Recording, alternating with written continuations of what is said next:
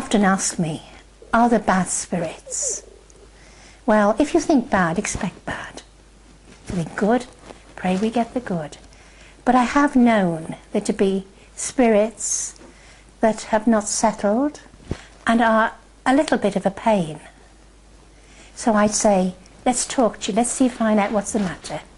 And generally, when you've talked the situation through, then they will move on.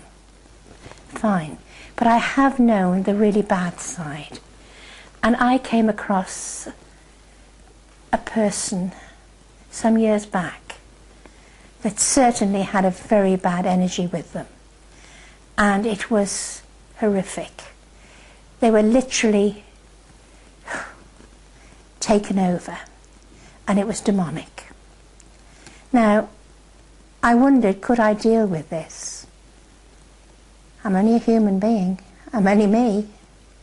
And yet I knew I couldn't leave this person on their own, because if a doctor had come in, they'd have probably said she was nuts. But I knew there was something terribly wrong. So I asked my guide, my helper, Abe, as I call him, please be with me, help me.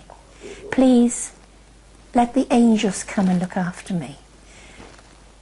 Let Jesus Christ be with me. And all the saints protect. For this was a mammoth situation. I went to this house and it was 2 a.m. I'd had the phone call. It's no good telling you I wasn't frightened, because I was.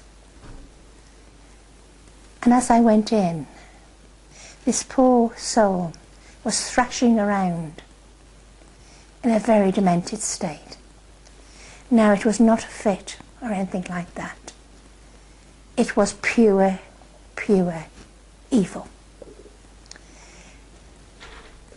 I literally, again, called on my helpers and my God, repeating all the time the Lord's Prayer. For I am a great believer in our Lord. I placed my arms around this person and asked for this enmity to go away. The poor lady, and it was a lady, she was in a terrible state. Then suddenly her body gave one big shudder. And as I held her, she collapsed. And I saw the evil that was within go. It literally went out of the wall like a tornado. I sat and I gave thanks to God for the protection. And I gave thanks that it had gone back to dissolve into nothingness, because it was not of God's work. The lady picked herself up. She was worn out, absolutely tired, and I sat with her the rest of the night. I must admit I was tired myself, but since that happened,